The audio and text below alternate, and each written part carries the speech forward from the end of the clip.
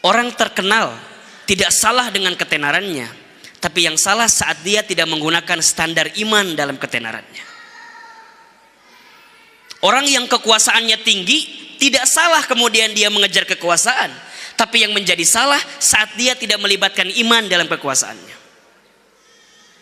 Bunda, sekarang Bunda punya rumah, sekarang Bunda punya kendaraan, sekarang Bunda punya bisnis, sekarang Bunda punya usaha. Tidak salah punya semuanya, tapi menjadi salah kalau kemudian Bunda menghilangkan iman di dalamnya. Lupa. Bunda mencintai suami Bunda, silahkan mencintai suami Bunda. Tapi ingat, ketika mencintai suami Bunda, libatkan iman kepada Allah saat mencintai suami Bunda.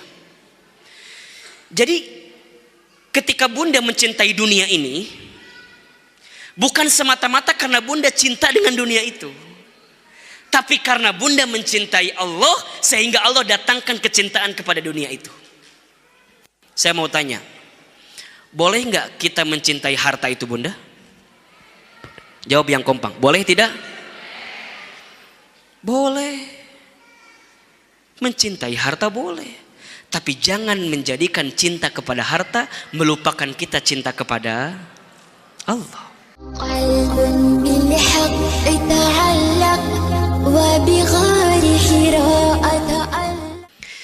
Bismillahirrahmanirrahim. Assalamualaikum warahmatullahi wabarakatuh.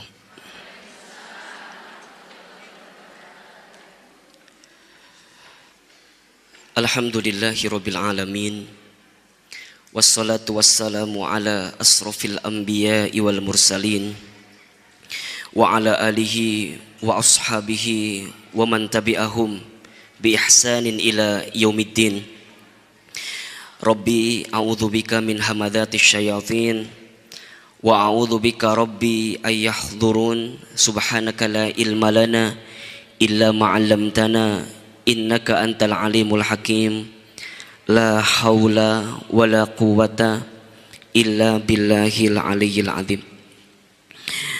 Angkat kedua telapak tangan kita. Kita sejenak berdoa kepada Allah. Nanda meyakini sekali, bisa jadi hari ini ada di antara bunda-bunda sekalian yang mungkin hadir sedang membawa banyak kegelisahan dalam hidupnya. Mungkin ada yang sedang punya banyak persoalan dalam kesehariannya, ya. Mungkin juga sedang punya masalah dengan keluarganya, rumah tangganya, usahanya, isi kantongnya. Mudah-mudahan pulang dari sini insya Allah Allah hadirkan jalan keluar dari setiap masalah kita insya Allah. Ala hadhihi niyah wa kulli niyatin salihah. Al-Fatihah. Alhamdulillahirabbil alamin. Ar-Rahmanir-Rahim. Iyyaka na'budu wa iyyaka nasta'in. Ihdinas siratal mustaqim. Siratal ladzina ghairil maghdubi alaihim. A'udzubillahi minasyaitonirrajim. Bismillahirrahmanirrahim. Alhamdulillahirabbil alamin. Hamdan syakirin hamdan na'imin. Hamdan yuwafi ni'amahu wa yukafi mazidah. Allahumma salli wa sallim ala rasulillahil karim sayyidina wa syafi'ina wa maulana Muhammadin sallallahu alaihi wasallam wa ala alihi wa ashabihi ajmain. Ya Allah, ya Rahman, ya Rahim, terima kasih ya Allah, Engkau hadirkan hamba pada kesempatan hari ini. Kami minta ya Allah, jadikan setiap langkah kaki hamba hadir di tempat pengajian ini adalah penggugur setiap dosa yang pernah kami lakukan ya Allah. Jadikan setiap langkah yang kami ayunkan ya Allah adalah cara Engkau menghadirkan jalan keluar untuk setiap kesulitan hidup kami ya Allah. Maka ya Allah, ya Rahman, ya Rahim, kami minta mulai hari ini, jadikan pengajian kami hari ini adalah awal perubahan hidup kami makin baik ya Allah. Makin baik keluarga kami, makin baik rumah tangga kami, makin baik setiap aktivitas amal kami, makin baik ibadah kami, makin baik iman kami, makin baik ucapan kami, makin baik setiap langkah kami, makin baik setiap apa yang kami rencanakan ya Allah. Siapapun di antara kami yang sedang punya hajat, yang sedang punya keinginan, Bunda silakan berbisik dalam hati apa yang menjadi hajat dan keinginannya pagi ini.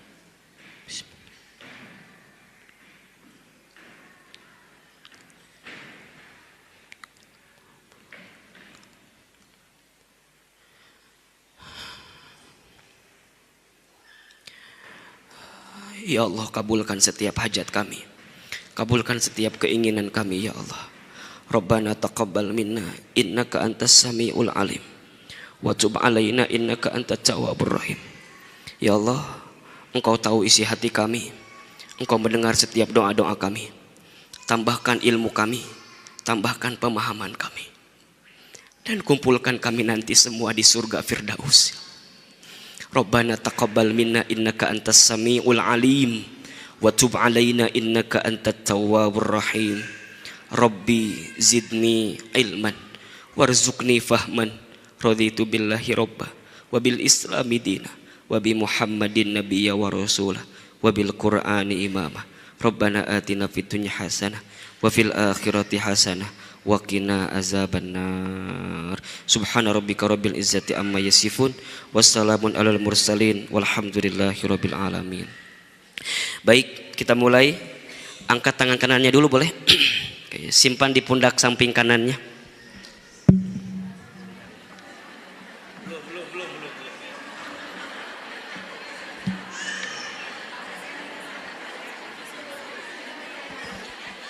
Sudah? Oke, baik. Ya, udah angkat tangan kanan udah. Oke, angkat dulu tangan kanannya biar tinggi. Oke, simpan di pundak teman sampingnya. Oke.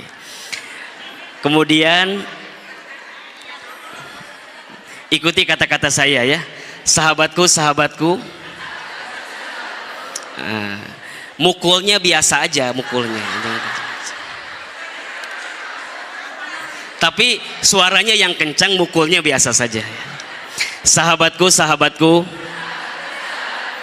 hari ini alhamdulillah saya bersyukur bisa hadir di majelis taklim. Sahabatku, mulai hari ini saya bertekad, saya berazam, saya sungguh-sungguh ingin memulai hidup saya makin baik, makin bahagia, makin bersyukur. Tidak mau gelisah lagi, galau lagi, resah lagi. Saya mau bahagia. Anda saksinya. Salaman dulu, salaman dulu, salaman dulu. Sudah? Oke. Kemudian sekarang simpan tangan kiri, angkat tangan kirinya, simpan di pundak samping temannya lagi. Nah, siap ya? Ikuti ya. Sahabatku, sahabatku, terima kasih. Saya pun sama. Mulai hari ini hidup saya akan lebih bersyukur, bahagia, lebih baik daripada sebelumnya. Saya tidak mau lagi gelisah, resah, galau. Saya mau hidup saya semakin bahagia. Anda saksinya. Salaman dulu, salaman, salaman.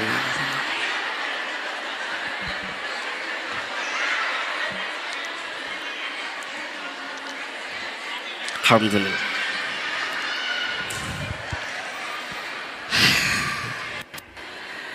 Halo, gimana? Senang atau tidak? Bahagia? Tuh ya. Alhamdulillah kelihatan ya. Yang sedang punya masalah pun sejenak hilang masalahnya. sejenak hilang. Baik, Ustazah Fatma, semua majelis taklim muslimah Azikro, Bunda, apa kabar semuanya? Sehat? Sehat semuanya? Sudah sarapan? Sudah sarapan belum? Saya mau tanya, mana yang paling jauh di sini? Ada yang paling jauh? Dari mana Bunda? Dari Tangerang. Tangerangnya mana? Cikupa. Ada lagi yang lebih jauh? Oh, ada teman dosen saya itu ya. Dari mana yang paling jauh? Ada Cibinong. Jauh sekali Cibinong ya. Baik Bunda, alhamdulillahirabbil alamin. Udah. Bunda, alhamdulillah hari ini udah setahun ya Ustazah Fatmah kayaknya ya. Dulu pun juga sama ngisinya setelah Ramadan pas baru pulang dari Amerika kalau tidak salah. Kemudian ngisi di kajian muslimah dan sekarang alhamdulillah bisa mengisi lagi di depan bunda-bunda sekalian. Semoga bunda semua yang hadir di sini, banyak juga yang belum jadi bunda ya, calon bunda. Di sini ada yang belum menikah? Banyak. Coba angkat tangan. Coba yang belum menikah kelihatan. Bilang sama Ustadz ya. Bunda jangan ngacung, Bunda jangan. Bunda jangan ngacung. Ini kelihatan kok mana yang belum, mana yang sudah kan kelihatan. Baik ya, mudah-mudahan yang belum menikah pulang dari sini kelihatan jodohnya. Kelihatan aja dulu. Kalau jadi enggak mah belakangan. Kelihatan hilalnya kelihatan dulu ya. Dan saya kalau mau ngasih tips ya, mau nggak saya kasih doanya? Doanya begini. Ya Allah, jikalau dia jodohku dekatkanlah gitu. Jikalau dia bukan jodohku, gimana caranya dekatkanlah gitu. Itu doa agak sedikit maksa. Dan doa itu harus maksa Bunda. Harus maksa. Tapi ada doa yang kedua, ini yang sering saya pakai dan teman-teman lain pakai. Doanya begini, ya Allah, jikalau dia jodohku dekatkanlah. Jikalau dia bukan jodohku, suruh minggir. Karena ngalangin jodoh-jodoh yang lain gitu aja. Ya, sok mudah-mudahan nih yang dan sebenarnya teh yang belum menikah mah cuman satu urusan masalahnya itu. Kenapa? Ya satu belum ada calonnya, atau enggak yang kedua calon yang dimau dianya nggak mau gitu aja gitu. Itu aja masalahnya mah. Jadi jangan milih-milih yang agak sulit ya. Memang susah sih mencari laki-laki yang soleh, ganteng, kaya, pinter. Kalaupun ada sudah nikah biasanya. Setuju Bunda? Iya, memang kalau cari yang begitu sulit. Kalaupun ada biasanya sudah menikah. Kecuali mau jadi yang, bukan saya yang bilang ini mah, Bunda yang bilang. Baik Bunda, biar cepet ya. Kelihatan kira-kira slide-nya kecil ya? Gak apa-apa lah ya. Hari ini kita akan coba membahas judulnya ini. Jangan lupa bahagia. Memaknai bahagia menurut Al-Quran dan Sunnah. Jangan lupa bahagia. Memaknai bahagia menurut Quran dan Sunnah. Baik, saya mau tanya. Setuju tidak kalau setiap manusia itu ingin bahagia dalam hidupnya? Setuju? Kalau saya bilang setuju jawab sepakat ya. Setuju? Kalau saya bilang setuju jawab sepakat. Setuju? Sepakat? Setuju? Sepakat? Siapa yang hidupnya makin hari ingin makin bahagia? Angkat tangan. Semua? Lihat ya. Saya nulis di sini, bahagia adalah keinginan dan cita-cita semua manusia. Apapun profesinya, bagaimanapun keadaannya, seperti apapun situasinya, apapun jenis kelaminnya, bagaimanapun pekerjaan dan kedudukannya, pasti semua orang ingin mendapatkan bahagia dalam hidupnya. Namun, jikalau dibagi dalam 4 diagram Bunda, bahagia itu kan dibagi dalam 4 bagian. Ada orang yang bahagia di dunia, sengsara di akhirat.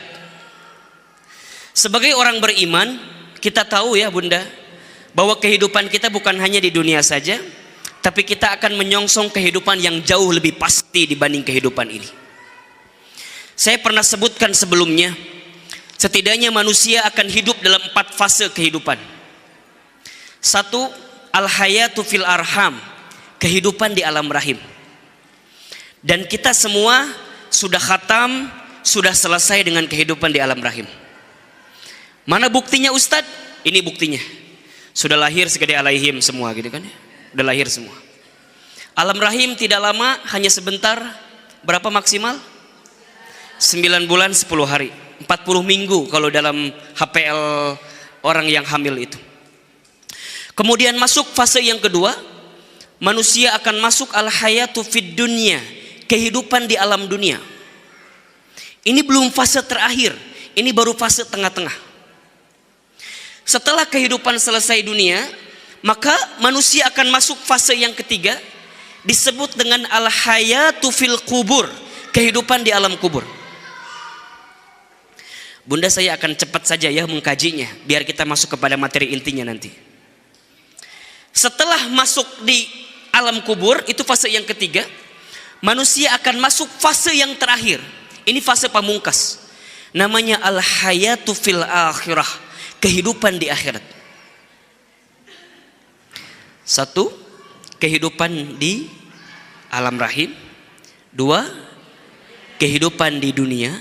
3, kehidupan di alam kubur. 4, kehidupan di akhirat. Hari ini Bunda sedang hidup di fase yang keberapa?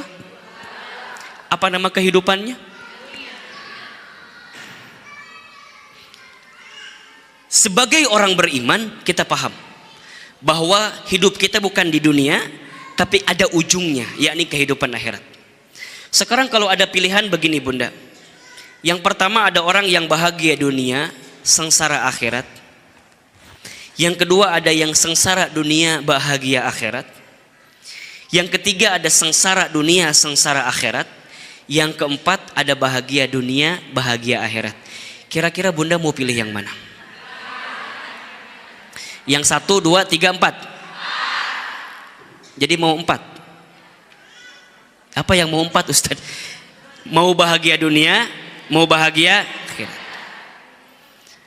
Orang banyak menjawab ketika ditanya pilihan mau yang seperti apa, dia akan menjawab bahagia dunia, bahagia akhirat. Tapi faktanya banyak orang yang hidup hanya sekedar bahagia di dunia, akhirat belum tentu dia dapatkan. Ustadz, mana buktinya? Banyak di antara kita yang menggunakan indikator-indikator lain untuk menunjukkan kebahagiaan. Setuju ya? Sok saya mau tanya, Bunda teh ngerasa bahagia dalam keadaan seperti apa?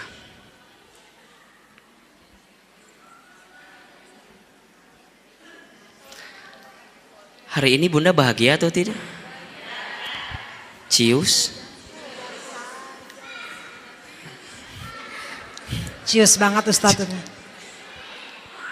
Ulangi ya. Ketika ditanya, banyak orang yang ingin hidupnya bahagia dunia dan akhirat, tapi pada pelaksanaan kehidupannya dia hanya sekedar ingin bahagia di dunia, tapi kemudian dia kadang-kadang tidak ingat bahagia di akhirat. Mana buktinya Ustadz? Lihat. Banyak di antara kita menggunakan 5 indikator ini untuk bahagia. 1, orang dikatakan bahagia kalau dia punya kekayaan. Jadi kalau Bunda tidak punya kekayaan, seakan-akan Bunda tidak bahagia. Banyak orang yang merasa bahagia dengan hartanya. Banyak orang bahagia dengan hartanya. Banyak. Dua, kekuasaan. Banyak orang yang mengejar kekuasaan dengan tujuan untuk bahagia. Popularitas, ketenaran. Banyak orang yang ingin terkenal, karena dengan terkenal kemudian dia akan banyak orang yang mengenal dia, sehingga menambah kekayaannya, kemudian dia menyangka akan bahagia. Banyak orang yang bahagia dengan cantiknya. Cantiknya. Jadi kalau nggak cantik nggak bahagia. Betul? Banyak orang yang bahagia dengan kesehatannya. Jadi kalau nggak sehat katanya nggak bahagia. Ada orang yang menyangka bahagia dengan kayanya. Ada orang yang menyangka bahagia dengan ketenarannya. Ada banyak orang yang menyangka bahagia dengan kecantikannya. Ada orang yang menyangka bahagia dengan kekuasaannya. Ada orang yang menyangka bahagia dengan kesehatannya. Nanda mau sampaikan, Bunda, jikalau itu indikatornya, maka Bunda sampai kapanpun tidak akan mendapatkan kebahagiaan. Ustadz Hilman, mana buktinya? Saya tunjukkan kepada Bunda ini gambar ya. Yang pertama ada Adolf Merkel. Bunda tahu Adolf Merkel siapa? Tahu tidak? Nah, tahu tidak? Baik. Kalau tidak tahu jawab wallahu a'lam ya. Tahu tidak? Kenal? Tahu aja enggak ya? Gimana kenal? Adolf Merkel ini seorang pengusaha, Bunda. Kayanya luar biasa. Dibanding kita mah barangkali mungkin tidak ada apa-apanya. Tapi Bunda tahu meninggalnya dengan cara apa? Masya Allah. Meninggalnya dengan cara menubrukan tubuhnya melalui kereta api yang berjalan. Kalau harta ukuran kebahagiaan, kita bisa lihat si Merkel ini punya hartanya banyak, tapi mengakhiri kehidupannya dengan menabrakkan badannya dalam kereta api. Berarti harta bukan ukuran kebahagiaan. Banyak orang yang punya harta tidak bahagia? Banyak. Contohnya ini. Tapi yang kedua, banyak orang yang tidak punya harta kemudian bahagia? Banyak. Bunda kan? Bunda bahagia kan ya? Ustadz, saya mah kalau lihat rumah gak gede-gede amat Ustadz. Paling 10 kamar Ustadz. Tapi Bunda bahagia. Sok, ada yang berangkat ke sini pakai mobil sendiri ada? Ada. Ada yang pakai motor? Ada. Ada yang naik kendaraan umum? Bahagia? Sampai juga? Bedanya apa dengan yang lain? Sama aja kan? Paling beda make up aja luntur. Ya, itu aja sederhana. Lainnya sama, nyampe juga kok. Setuju kira-kira? Harta bukan ukuran kebahagiaan. Yang kedua, Vargas, Gianluigi Vargas. Bunda tahu siapa beliau? Presiden Brazil. Bunda, Vargas, presiden Brazil, punya kekuasaan paling tinggi. Itu yang kita cari selama ini, kita yang tunggu-tunggu selama ini. Bunda tahu beliau wafatnya dengan keadaan pistolnya ditembakkan ke dalam kepalanya. Stres, frustasi, pusing. Ternyata kekuasaan bukan indikator kebahagiaan. Sampingnya siapa Bunda? Marilyn Monroe. Di sini ada saudaranya? Bukan. Oh, saudaranya. Udah ada yang ngaku saudaranya. Ayana Celin. Coba Bunda, Marilyn Monroe tuh nggak cantiknya nggak kurang gimana coba? Dulu kalau yang zaman, bukan zaman saya ya, zaman Bunda kan ya. Kalau saya kan nggak ketemu sama saya kan ya, nggak ketahuan. Saya tahu aja di internet. Dulu katanya Marilyn Monroe tuh cantik sekali. Kemudian lagunya sangat hits sekali. Setiap lagu barat yang dinyanyikan oleh dia pasti akan meledak. Setiap film yang kemudian dia yang menjadi artisnya pasti kemudian meledak. Tapi Bunda tahu meninggalnya seperti apa? Masya Allah. Meninggalnya pun dalam keadaan bunuh diri. Bahkan ada yang menyebutkan bunuh dirinya dengan cara menggantungkan kepalanya. Cantik bunda. Bunda teh kan pengen cantik selama ini teh. Bunda nggak usah cantik karena bunda sudah dari sanonya cantik duluan. Ya. Dan yang membuat kita tidak cantik, catat baik-baik. Yang membuat perempuan tidak cantik karena perempuan seringkali membandingkan dirinya dengan orang lain. Setuju nggak? Halo, setuju tidak? Jadi bunda teh sudah cantik dari sononya, kata suaminya. Kata yang lain belum tentu. Dari sananya sudah cantik. Yang membuat kita tidak cantik, merasa tidak menarik, karena kita membandingkan dengan orang lain. Dan catat baik-baik, sampai kapanpun ketika bunda membandingkan dengan orang lain, maka selalu melihat kekurangan dalam kehidupan kita. Lihat hidung kita, nggak bilang pesek, kurang mancung. Lihat kemudian badan kan, gimana namanya? Bukan gendut, ya. Bukan. Kebanyakan makan. Kemudian bunda lihat punya orang memeni bagus, stres bunda. Sok saya mau tanya, bunda teh kalau dandan cantik buat siapa sebenarnya teh? Suami siapa? Halo, jujur ini mah. Suami saya, suami orang lain. Mana buktinya Ustadz? Nah, hari keluar rumah meni luar biasa gayanya. Hari di dalam rumah meni luar biasa, nggak jelasnya kan begitu. Jadi kalau saya tanya teh bunda teh cantik buat siapa? Buat suami bunda atau buat suami orang lain? Tapi nggak apa-apa, itu sifat perempuan ya, ingin dilihat lebih baik. Saya juga sama bunda. Kalau istri saya nanya sama saya misalnya, ayah, bunda bagusnya pakai kerudung warna apa? Kan suka nanya gitu ya, kalau kondangan. Terus dia kasih pilihan, biru atau merah gitu. Terus saya jawab, saya senangnya kan merah ya. Saya bilang, bunda bagusnya warna merah. Apa kata istri saya? Enggak ayah, biru juga bagus. Katanya, nanya, jawab sendiri. Ya nggak apa-apa. Dan itu masih sifat perempuan kan ya. Dan bunda tahu setengah jam berselang tiba-tiba dia keluar kamar pakai kerudung warna kuning coba. Birunya nggak ada, merahnya nggak ada. Itu perempuan bunda. Dan perempuan mah hebat bunda. Saya punya rumus sekarang. Kalau hidup kita makin mau bahagia, prinsipnya satu. Perempuan itu tidak pernah salah. Catat baik-baik. Setuju ya? Saya tuh catat banget gitu. Kalau hidup kamu mau bahagia wahai laki-laki, catat rumusnya. Perempuan tidak pernah salah. Kenapa Ustadz? Nggak salah aja perempuan mah. Sen kiri belok kanan, nggak masalah. Udah itu udah begitu dah itu. Jangan marahin, jangan ngebentak, udah itu rumusnya pokoknya ya. Ada suami yang komplain sama saya, Ustadz Hilman, enggak kok. Istri saya tuh kalau belanja boros ngabisin uang. Saya jawab, bukan salah suami, bukan salah istri, tapi salah kita. Karena tidak bisa memberikan uang jajan yang banyak buat istri kita. Setuju bunda? Ada suami yang mengeluh, Ustadz Hilman, istri saya disuruh pakai jilbab belum mau. Saya bilang, bukan salah istri bapak, tapi yang salah bapak kurang wibawa di depan istri bapak. Rumusnya satu, perempuan tidak pernah salah. Dan rumus yang kedua, lelaki selalu salah. Nggak usah diperpanjang lagi, udah gitu begitu.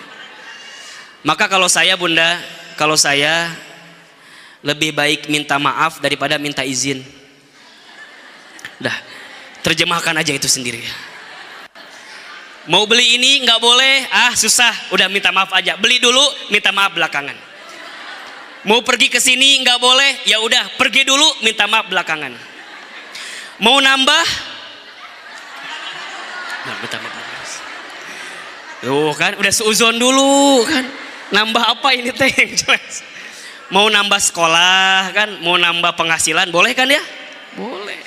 Nambah yang lain boleh? Apa yang lain? Bunda, semua yang datang dalam hidup kita itu rezeki, betul? Rezeki itu rumusnya rumusnya, semakin kita memberi, maka semakin ditambah oleh Allah. Harta bunda rezeki bukan?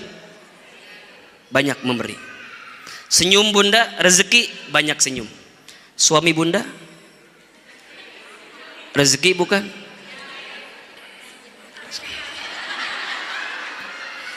Bunda, Michael Jackson. Tahu Michael Jackson? Kenal? Di mana kenalan? Bunda, Michael Jackson nggak terkenal gimana bunda? Dikenal. Semua orang tenar, tahu, famous. Tapi bunda tahu meninggalnya dengan cara apa? Masya Allah, overdosis. Obat diminum terlalu banyak, kemudian meninggal. Nanda mau sampaikan, harta bukan ukuran menjadi kebahagiaan. Karena Adolf Merkel pun seorang pengusaha yang hartanya banyak meninggal dengan cara yang tidak baik. Vargas, kekuasaan tinggi seorang presiden, bukan ukuran kebahagiaan. Karena presiden pun kemudian dia meninggalnya dengan cara bunuh diri. Marilyn Monroe cantik. Cantik bukan ukuran kebahagiaan. Karena meninggalnya pun bunuh diri. Michael Jackson, tenar, terkenal, bukan ukuran kebahagiaan. Karena meninggalnya pun dengan cara overdosis. Maka Ustadz Hilman, terus gimana rumusnya? Catat baik-baik. Bahagia atau tidaknya hidup seseorang bukan ditentukan oleh seberapa kaya, oleh seberapa tenar, oleh seberapa cantik, oleh seberapa kuasanya, oleh sebagaimana baiknya dia sehat, bukan. Tapi yang membuat kita bahagia karena kita mampu melihat diri kita sendiri. Ini kan konsepnya psikologis banget bunda. Nanti kita akan lihat dalam Al-Quran sebenarnya seperti apa sih Islam mengajarkan kita untuk bahagia. Bisa jadi kita tidak bahagia dalam hidup karena kita tidak menggunakan indikator-indikator Al-Quran menjelaskan kepada kita tentang sebagaimana hidup yang bahagia itu.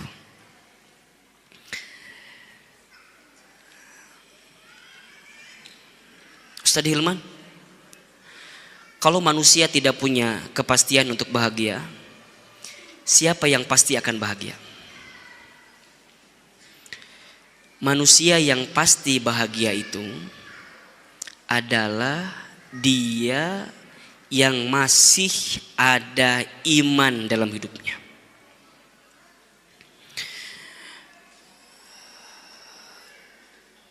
Orang kaya tadi, Adolf Merkel kemudian bunuh diri walaupun dia kaya, karena ketika dia kaya tidak menggunakan landasan iman dalam kekayaannya. Marilyn Monroe cantik, tidak salah dengan cantiknya, tapi yang menjadi masalah saat tidak melibatkan iman dalam kecantikannya. Orang terkenal tidak salah dengan ketenarannya, tapi yang salah saat dia tidak menggunakan standar iman dalam ketenarannya. Orang yang kekuasaannya tinggi tidak salah kemudian dia mengejar kekuasaan, tapi yang menjadi salah saat dia tidak melibatkan iman dalam kekuasaannya.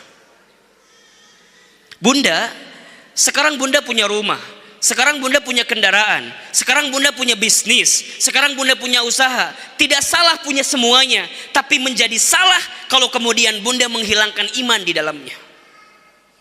Lupa. Bunda mencintai suami bunda, silahkan mencintai suami bunda. Tapi ingat, ketika mencintai suami bunda, libatkan iman kepada Allah saat mencintai suami bunda. Jadi ketika bunda mencintai dunia ini, bukan semata-mata karena bunda cinta dengan dunia itu, tapi karena bunda mencintai Allah sehingga Allah datangkan kecintaan kepada dunia itu. Saya mau tanya, boleh nggak kita mencintai harta itu bunda? Jawab yang kompak, boleh tidak? Boleh. Mencintai harta boleh. Tapi jangan menjadikan cinta kepada harta melupakan kita cinta kepada Allah. Boleh. Sok saya mau tanya, Islam itu bunda mengajarkan kaya atau mengajarkan miskin? Yang kencang jawabannya, mengajarkan kaya atau miskin? Islam itu Bunda mengajarkan kita untuk menjadi orang yang kaya. Saya mau tanya, lebih baik mana? Kaya syukur atau miskin sabar? Yang kencang, kaya syukur, miskin sabar? Baik. Yang benar yang ketiga. Orang yang kaya sabar. Ustadz, lebih bagus kaya syukur. Iya, orang kaya memang harus bersyukur. Ustadz, lebih bagus miskin sabar. Atau udah miskin, apalagi yang harus dia perjuangkan kecuali kesabaran. Yang paling bagus orang kaya sabar. Dia punya harta, bisa buat maksiat, bisa, tapi kemudian dia milih nggak maksiat. Hartanya ada, dia bisa maksiat, bisa, tapi dia sabar untuk tidak maksiat. Kesempatannya ada, korupsinya bisa, mengambil hak orang lain bisa, zolim bisa.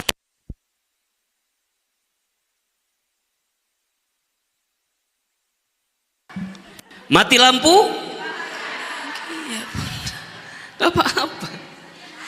Jadi bahkan kalau kita lihat Bunda, Rasulullah itu kaya atau miskin? Punten ya, kalau banyak yang beredar di luar sana, Ustadz Hilman, Rasul itu miskin kok. Kalau tidur di atas bantalnya dari bebatuan, rumahnya dari dedaunan pelepah kurma misalnya. Tidak Bunda, Rasul itu kaya tapi hidupnya sederhana. Beda sama kita. Kalau kita gimana? Gak kaya-kaya banget sih, yang penting gengsi, ya kan ya. Rasul gak begitu, kaya hidupnya sederhana. Mana buktinya Ustadz? Masya Allah, kalau boleh saya gambarkan Bunda, Rasul itu sudah mulai ikut berdagang bersama pamannya Abu Thalib di usia 9 sampai 12 tahun. Itu baru ikut. Nggak ngapa-ngapain Ustadz, tidak, ikut aja. Kalau bahasa kita mungkin magang. Kalau dalam bahasa profesional itu internship, magang. Usia berapa tadi? 9 sampai 12. Naik lagi, usia 12 sampai 17. Rasul sudah mulai ikut dagang ngejualin barangnya Abu Thalib. Jadi kalau tadi ikut dagang saja, kalau 12 sampai 17 dia ikut dagangnya sampai kemudian dia bantu jualannya. Masya Allah Bunda, di usia 17 tahun itu Rasul sampaikan kepada pamannya Abu Thalib, ya ammi, wahai pamanku, aku melihat usiamu tambah sepuh, badanmu tambah kemudian tua. Maka izinkan pamanku, aku ingin melanjutkan daganganmu, biar engkau tinggal saja di rumah, biar aku yang menggantikan. Bunda, Rasul itu tinggal bersama pamannya Abu Thalib. Abu Thalib itu pamannya Rasul yang kondisi ekonominya paling miskin dan anaknya paling banyak. Kebayang kira-kira? Kondisinya paling miskin, anaknya paling banyak. Kalau Bunda jadi Rasulullah Muhammad ketika itu, nebeng di rumah paman kita yang anaknya paling banyak, kondisinya paling miskin, kira-kira enak atau nggak enak? Ustadz, kenapa Rasul nggak milih paman yang lain? Ada Abu Sufyan, itu pamannya juga, ya. Ada mungkin dikenal dengan Abu Jahal, itu semua. Ada Abbas, itu pamannya Rasul dan lebih kaya dibanding Rasul. Tapi Rasul memilih untuk tinggal bersama pamannya Abu Thalib yang kondisi ekonominya paling miskin, anaknya paling banyak. Bahkan diceritakan Bunda, satu ketika itu pamannya Abu Thalib membawa banyak makanan ketika berdagang, kemudian makanannya disimpan di tengah meja. Masya Allah, saat makanan itu di tengah meja, Rasul malah diam di pojokan. Sampai Abu Thalib bertanya, ya Muhammad, kenapa engkau nggak ambil, ini makanan banyak di meja? Apa jawaban Muhammad? Apa jawaban Rasulullah Muhammad? Kata Rasulullah Muhammad SAW, wahai pamanku, mana mungkin aku bisa mengambil makanan sedangkan kakak-kakakku masih banyak. Dan aku di sini hanya nebeng, hanya numpang saja. Kalaupun aku akan mengambil makanan, aku akan tunggu kakak-kakakku selesai mengambil makanan, baru aku ambil. Kalau masih ada sisa, aku ambil makanannya. Kalau sudah habis, aku serahkan kepada Allah Subhanahu wa Ta'ala. Kebayang bunda ya, tinggal bersama pamannya yang paling miskin, anaknya paling banyak. Sampai di usia 17 tahun Rasul bilang kepada pamannya, wahai pamanku, kalau sekarang tubuhmu sudah mulai sepuh, badanmu sudah mulai tidak kuat, izinkan aku yang berdagang sekarang. Apa kata pamannya Abu Thalib? Wahai Muhammad, apakah engkau bisa? Kata Rasulullah, wahai pamanku, aku sudah bertahun-tahun ikut dagang denganmu. Aku tahu kemana area dagangmu. Aku tahu bagaimana cara berdagang itu. Maka izinkan aku tahu di mana engkau mengambil barang. Masya Allah. Maka dikasihlah alamat tempat Abu Thalib mengambil barang. Dikasih kartu nama, dikasih akun Instagramnya. Kalau sekarang gitu. Wahai Muhammad, silakan kau datang ke sini. Dan Masya Allah, ternyata alamat yang dituju itu siapa? Masya Allah, Khadijah binti Khuwailid, seorang perempuan ya, janda. Masya Allah, Khadijah itu 2 kali menikahnya. Jadi dengan Rasul itu pernikahan yang ketiga, punya anak 2. Tapi disebutkan dalam sebuah riwayat, seandainya semua perempuan kota Mekah itu dikumpulkan, maka tidak akan ada yang mampu mengalahkan kecantikan Khadijah. Saking cantiknya Khadijah. Ustadz, apakah Khadijah cantik fisiknya? La. Khadijah itu bukan jamilun, bukan, tapi jamalun. Apa itu? Kalau kecantikan fisik itu biasa. Dengan Aisyah, lebih cantik Aisyah. Tapi yang Khadijah miliki adalah kecantikan inner beauty kalau bahasa kita sekarang. Jadi inner beauty itu gimana ya? Tahu ya bunda inner beauty ya? Enggak cantik sih, tapi enak aja dilihatnya. Kayak bunda nih kan, nggak cantik sih gitu ya, tapi enak aja dilihatnya gitu ya. Kemudian saya gambarkan kepada bunda ya, bunda, Rasul itu ketika berdagang 17 tahun itu Rasul sampaikan kepada pamannya Abu Thalib, wahai pamanku Abu Thalib, biarkan sekarang aku yang menggantikan engkau berdagang. Apa kata pamannya Abu Thalib? Wahai Muhammad, silakan engkau datang ke tempat saudagar kaya ini, seorang perempuan tadi yang disebutkan, kemudian ambil barang di sana. Masya Allah bunda, ketika Khadijah itu menatap Rasulullah SAW, baru pandangan pertama Khadijah langsung terpesona ketika melihat Muhammad.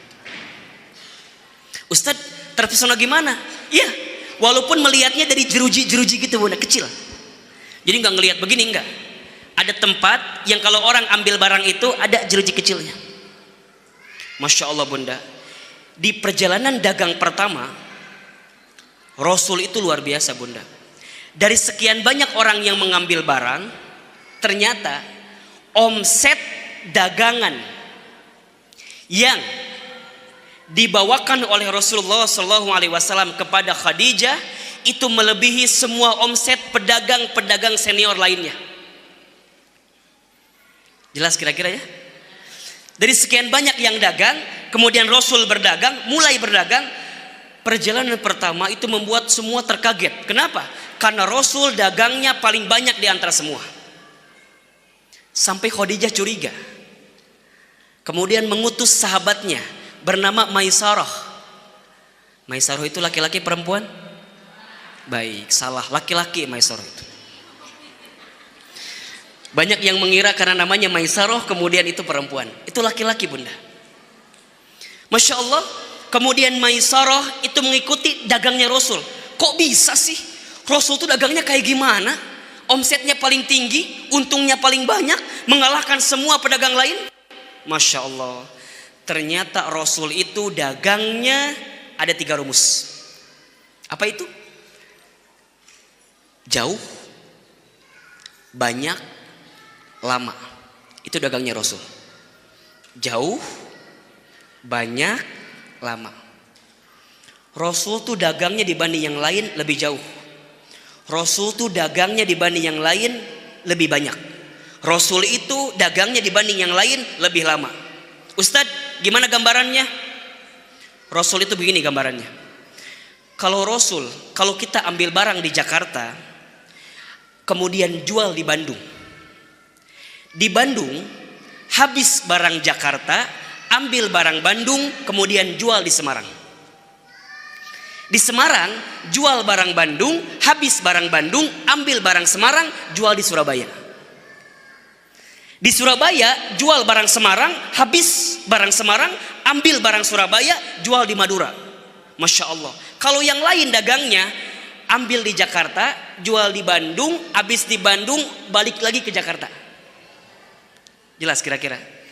Dari Mekah, kemudian dijual ke Madinah, kemudian sampai ke Yaman, dari Yaman kemudian ke Lebanon, kemudian naik ke Libya, sampai ke Mesir semua, baru pulang. Dan yang paling hebat, Bunda, dan yang paling hebat, Rasul itu setiap pulang dari dagang pasti mampir ke makam orang tuanya. Kalau bahasa kita begini, Rasul itu kalau habis dagang, habis beraktivitas, habis usaha, pasti mampir ke makam orang tuanya. Kalau bahasa kita begini, kalau sudah dapat sesuatu dari usaha kita, pasti nyisihin buat orang tua kita. Kan gitu kira-kira tafsirnya kalau sekarang. Bukan untuk dirinya dulu, tapi untuk orang tuanya. Masya Allah Bunda, di usia 25 tahun, di saat pedagang lain yang senior itu belum mampu menunjukkan omset yang besar untuk Khadijah, tapi Masya Allah, Rasul mampu memberikan omset yang paling besar.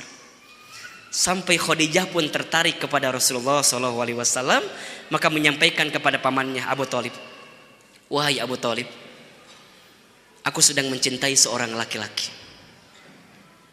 Kemudian Abu Thalib bertanya, man huwa, siapa dia? Kata Abu Thalib, siapa dia? Khadijah menjawab,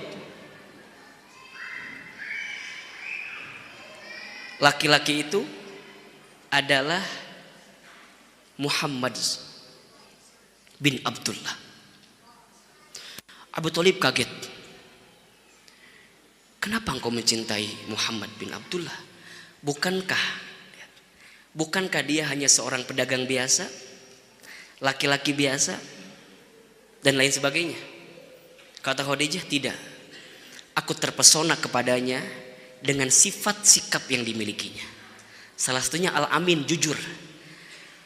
Maisarah menceritakan kepada Khadijah, wahai Khadijah, Muhammad itu kalau berdagang, Masya Allah jujurnya, Masya Allah etikanya, Masya Allah adabnya. Salah satu etika dagang Rasul adalah menyebutkan modalnya, baru meminta untungnya dari pembelinya. Jadi kalau jualan kacamata misalnya Bunda, berapa itu kacamata? Ini kacamata, aku ambil modalnya sekian, silakan untungnya engkau mau ambil berapa buat saya. Sekarang ada nggak kira-kira orang yang jualan begitu Bunda? Kalau ada Rasul banget itu. Kalau ada Rasul banget. Masya Allah, ketika disampaikan permohonan rasa Khadijah kepada Muhammad, kemudian Abu Thalib sampaikan kepada Muhammad, wahai Muhammad, ada seorang perempuan yang mencintaimu, dia mengharapkan dirimu meminangnya, melamarnya, menikahinya. Kemudian Muhammad bertanya, siapa wahai pamanku perempuan itu? Kemudian Abu Thalib menjawab, perempuan itu adalah saudagar kaya, tempat engkau mengambil barang dagangan selama ini. Kaget kan? Siapa? Khadijah binti Khuwailid. Apa jawaban Muhammad? Enggak mungkin katanya. Bukankah Khadijah seorang perempuan kaya? Bukankah Khadijah seorang perempuan saudagar? Harusnya bukan dengan saya. Tadi saya sebutkan di awal, kalau semua perempuan Mekah disatukan, dikumpulkan, maka tidak akan ada yang mampu menandingi kecantikan Khadijah. Saking luar biasanya. Tapi tidak. Khadijah mencintai Rasul bukan karena harta yang dimilikinya, bukan karena wajahnya, tapi karena karakternya. Bunda, saking kayanya Rasul, saat melamar Khadijah, saat meminang Khadijah, maharnya 100 unta merah betina. Ustadz Hilman, berapa itu angkanya? 1 unta merah betina itu kalau digambarkan hari ini Bunda, ya, harganya seperti harga mobil HR-V tipe S. Ustadz hafal sales mobil? Bukan, kira-kira ya. Harganya 285 juta satu unta merah betina. 285 juta. Tadi Rasul berapa ngasih maharnya? 100 unta merah betina.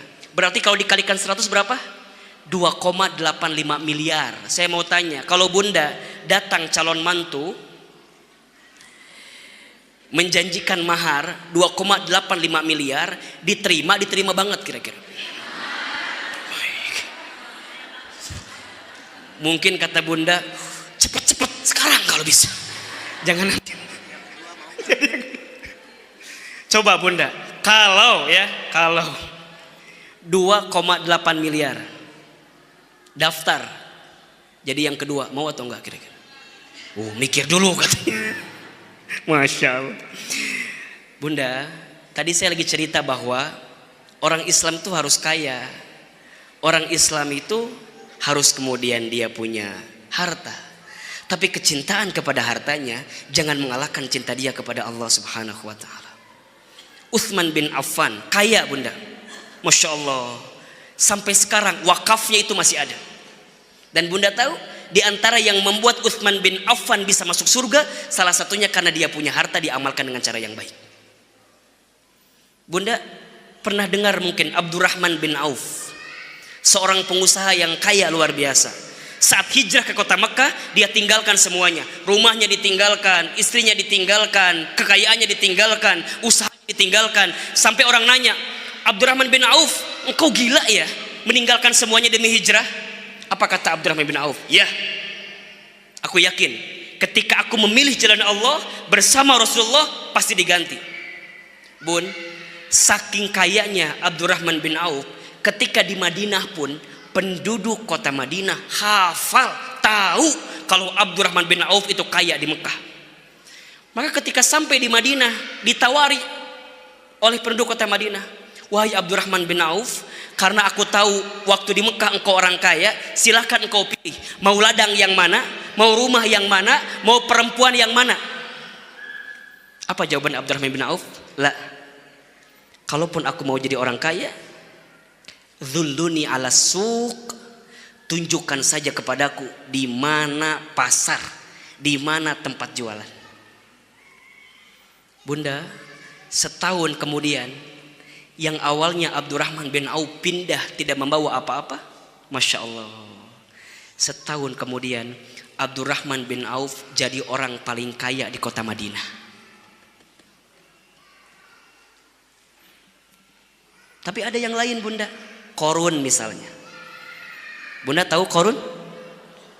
Kenal? Di mana kenalan? Hebat. Bunda, Qarun hartanya kaya banyak, tapi mohon maaf, masuk ke dalam neraka dengan hartanya. Saking cinta dengan hartanya, menumpuk harta, datang gempa, Masya Allah. Kemudian hartanya mengubur badannya, sampai kemudian dia meninggal dengan harta yang dia tumpuk selama ini. Sa'labah, pernah dengar Sa'labah bunda? Masya Allah. Sa'labah itu bunda, kalau ke masjid datangnya duluan, pulangnya duluan. Ketika ditanya oleh Rasul, wahai Sa'labah, kenapa cepat-cepat engkau pergi dari masjid? Apa jawaban Sa'labah? Aku harus gantian selendangku dengan istriku. Jadi gantian selendangnya. Sampai kata Rasul, apa yang bisa aku bantu untukmu? Kata Sa'labah, ya Rasulullah, berikan aku bantuan agar aku bisa punya modal untuk berdagang.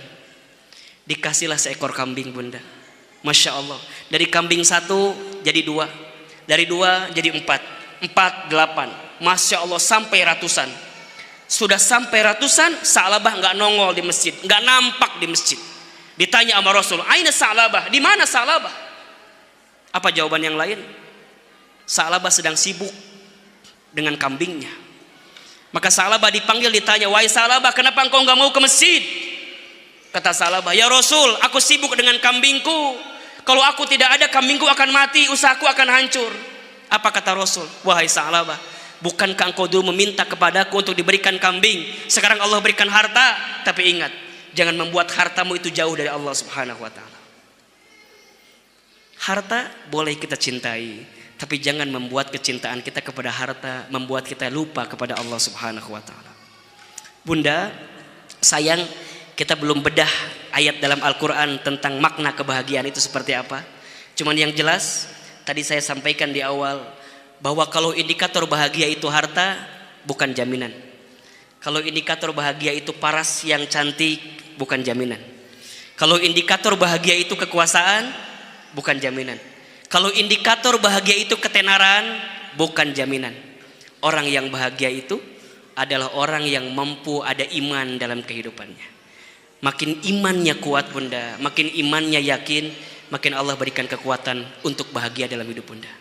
Catat baik-baik bunda ya, bahagia itu diciptakan, bukan dicari. Bahagia itu diciptakan, bukan dicari. Bahagia itu dekat dengan kita, ada dalam diri kita. Makin kita memahami siapa diri kita, makin bahagia hidup kita. Maka Ibnu Qayyim Al-Jauziyah bunda menyebutkan 3 tanda orang yang bahagia. 3 tanda orang yang hidupnya makin bahagia. Catat, nanti saya bahas di kajian selanjutnya. 1, pandai bersyukur dengan nikmat. Bersyukur dengan nikmat. 2, bersabar dengan ujian.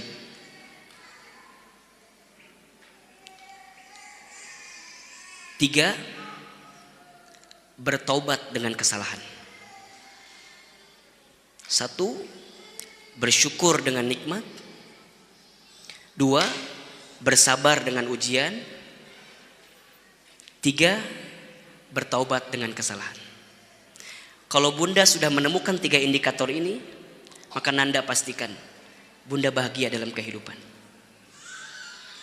Bersyukur dengan nikmat, bersabar dengan ujian, bertaubat dengan kesalahan. Mudah-mudahan mulai hari ini ya bunda, kita memulai hari kita, hidup kita dengan bahagia ya. Mulai hidup kita dengan sesuatu yang membahagiakan dalam hidup kita ya. Sesuai dengan janji kita tadi di awal ya. Mudah-mudahan bunda semua dirahmati oleh Allah Subhanahu wa taala. Terima kasih banyak atas perhatiannya. Mudah-mudahan nanti kita bisa melanjutkan kajian kita yang benar dari Allah, yang salah dari nanda yang penuh khilaf dan penuh kesalahan. Mudah-mudahan bunda semua bisa mendapatkan rahmat dan berkah Allah Subhanahu wa taala.